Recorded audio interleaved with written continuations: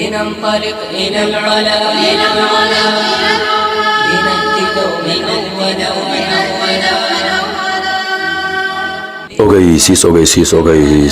waxaa la weysiinaya laguna bashaareynaya bulshada ku nool magaalada Garowe iyo nawaaxigeeda gaar ahaan bahda jecel waxbarashada in dugsiga Taajul Qur'aan ee barashada iyo xifdinta Qur'aanka Kariimka sidoo kale waxbarashada asaasiga iyo waxbarashada dadka waaweyn ee magaalada Garowe sidoo kale waxbarashada online-ka lagu talagalay qaybaha kala duwan ee bulshada meel kasta daafaha adduunka jawaan ka faa'iideystaan dugsigu dhammaanba qaybahan u qaadanaya arday cusub dugsigu waxa uu qaadanaya arday kooban isdiiwaangelintu waa socotaa isdiiwaangelintu waxay soconaysaa muddo kooban dugsiga Taajul Qur'aan waxaa ka mid ah maadooyinka uu bixiyo xifdinta iyo barashada Qur'aanka Kariimka tasxiixa carabka ee Qur'aanka Kariimka bixinta ijaasada waxaana ijaasada qaadanaya ardayda soo gaara heerka ijaasa bixinta sidoo kale dugsiga Taajul Qur'aan wuxuu bixiyaa waxbarashada asaasiga sida barashada luqadda Soomaaliga Carabiga xisaabta tarbiyada farbarashada qaybta waxbarashada dadka waaweyn dugsigu wuxuu qaadanayaa arday cusub waxaana qaybtani duruusta la qaataa habeenkii bacda maqrib ilaa cishaa qaybtani waxaa loo qaadanayaa arday ka kooban rag iyo dumar labadaba waxaa ka faa'iideysan kara qaybaha kala duwan ee bulshada rag iyo dumar labadaba waxaana lagu talagalay inay ka faa'iideystaan dadka fursad aan heli karin maalintii inay wax bartaan sidoo kale dugsigu waxa uu qabanayaa ardayda aan waxbarashada aadin isla markaasna fursad u helin inay wax bartaan waxaana ardaydan lagu talagalay qayb gaar ah soo dhisayo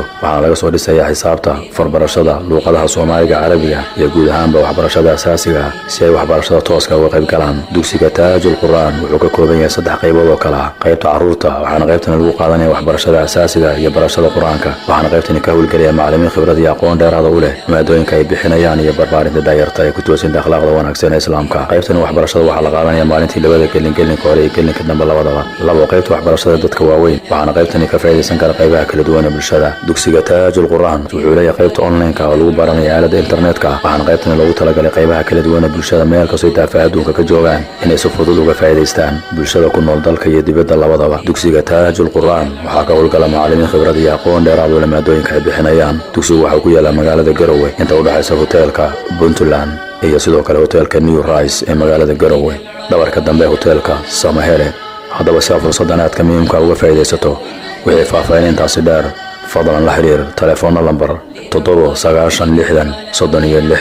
ama 545 sidaas iyo la socod wanaagsan maamulka dugsiga Taajul Qur'aan ayaa ku saxiixan wabillahi tawfiiq